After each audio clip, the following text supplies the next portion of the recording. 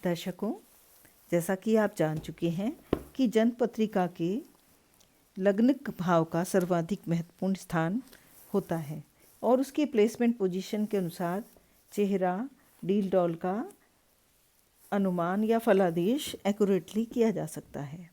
साथ ही लग्न भाव के आधार पर शरीर के कद का फलादेश भी सटीक रूप से किया जा सकता है।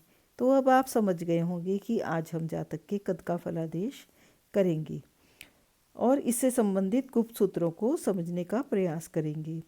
आरंभ करने से पहले मेरी रिक्वेस्ट है कि आप इस वीडियो को अंत तक अवश्य देखें और पसंद आए तो लाइक, शेयर एंड सब्सक्राइब भी अवश्य कर दें।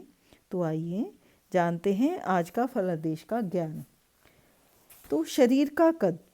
लग्न का स्वामी अगर कोई ग्रह लंबा हो तो व्यक्ति लंबा होता है तथा मध्यम ग्रह हो तो व्यक्ति मध्यम कद का होता है।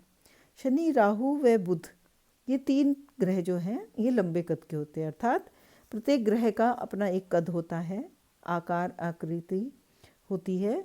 तो उसमें शनि, राहु और बुध ये लंबे ग्रह की कैटेगरी में आते हैं। शुक्र व मंगल मध्यम आकार के होते हैं। जैसे लग्नेश शनि हो तथा शनि लंबे ग्रह के साथ बैठा हो या शनि की लग्न में बुध या राहु बैठे हों तो ऐसा व्यक्ति लंबे कद का होता है तथा शरीर दुबला पतला होता है। अगर लग्नेश शुक्र या मंगल हों तथा लग्न पर युति या दृष्टि से शुक्र मंगल का ही प्रभाव हो तो ऐसा व्यक्ति मध्यम कद का होता है। तो इस चीज़ को हम चार्ट से भी एक्सप्लेन कर लेते हैं। ये मैंने 3 तरह की पत्रियाँ आपको एक्सप्लेन करने के लिए बनाई हैं। तो सबसे पहले हम लंबे प्लैनेट की लेते हैं। देखिए, कुंभ राशि की, कुंभ लग्न की पत्री हो चाहे मकर की हो तो ये दोनों शनि की राशियाँ होती है। सेंटर में इन दोनों में से हम किसी को भी एज्यूम कर सकते हैं। अगर कुंभ लग्न की पत्री हो और उसमें बुध और राहु ये दोनों लंबे ग्रह हैं, इनका प्लेसमेंट हो या इनमें से एक का प्लेसमेंट हो, और ऐसा भी हो सकता है कि बुध राहु यहाँ बैठे हैं और यहाँ का लग्नेश शनि बुध के दूसरे घर में मिथुन राशि में बैठा है। और ये भी हो सकता है कि आपका जो है राहु मकर राशि शनि की दूसरी राशि में बैठा हो। ऐसी सिचुएशन भी हो सकती है कि बुध कन्या राशि में हो और साथ में शनि बैठा हो, तो भी ये जातक के लंबा होने की तो फलादेश किया जा सकता है कि ये जातक लंबा होगा। तो ये तो एक कंडीशन हुई कुंभ लग्न की और बुध राहु जो लंबे प्लैनेट हैं। अब ये मंगल ग्रह से रिलेटेड है। मंगल ग्रह जो है मध्यम कद का होता है। तो इसमें अगर लग्न में मंगल मेष राशि में बैठा हो तो ऐसा जातक मध्यम कद का होता है। और यदि मंगल तुला राशि में सामने सप्तम स्थान में बैठा है तो इसकी सीधी दृष्टि लगन पे पड़ेगी, तो तब भी ये जातक जो है, क्योंकि इसकी दृष्टि में है, प्रभाव पड़ रहा है, तो वो जातक मध्यम कद का होगा। इसी प्रकार यदि मंगल अष्टम भाव में बैठा है वृश्चिक राशि में तो भी, क्योंकि मंगल का दूसरा घर है, तो भी ये मध्यम कद की गारंटी देता है। यदि ये मंगल कन्या राशि में है तो इसका यहाँ से 1 2 3 4 5 6 7 8 आठवीं दृष्टि पड़ती है मंगल पे, लगन पे, तो भी ये मध्यम कद की गारंटी देगा। और यदि दशम भाव में मकर राशि में बैठा है मंगल तो यहाँ से इसकी चौथी दृष्टि लगन पर पड़ती है, तो भी ये इस बात की गारंटी देगा कि ये जातक जो है मध्यम कद का होगा।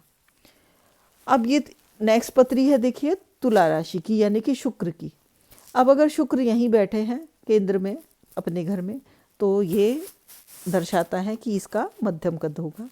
यदि शुक्र मेष राशि में बैठे हैं तो इसकी सीधी दृष्टि लगन पर पड़ती है, तो भी ये इस बात को एश्योर करता है कि ये जातक जो है मध्यम कद का होगा।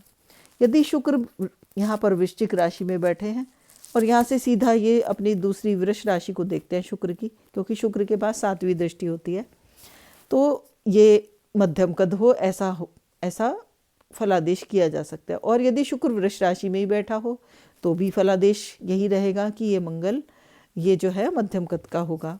लेकिन ऐसा नहीं होता कि अकेला ही एक कोई ग्रह बैठा हो, कॉन्स्टिलेशन भी होता है कई बार। और ये भी हो सकता है कि बुध और शनि राहु भी इस लग्न में आ सकते हैं, तो वो थोड़ा सा उसका अकॉर्डिंग ही बैलेंस हो जाएगा, मध्यम थोड़ा सा लंबा या नहीं लंबा। मीडियम, मतलब कुछ डील डॉल अच्छी सी पर्सनैलिटी हो जाए, हट्टा कट्टा जिसको कहते हैं। ऐसे ही मंगल के साथ भी ऐसा हो सकता है कि शनि राहु बुध ये सब भी हो सकते हैं इनके साथ बैठे हुए, तो वो भी उनकी पर्सनैलिटी को और सॉलिड डील डॉल वाला बना देगा। मध्यम कद होने के बावजूद यह थोड़ा सा थोड़ी लार्ज साइज़ का जिसको कहते हैं उस तरह का हो जाए।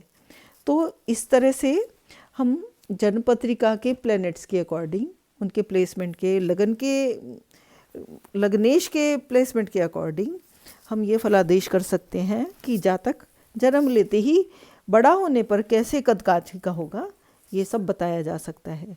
तो दर्शकों, मैं समझती हूँ आपको ये कॉन्सेप्ट क्लियर हो गया होगा।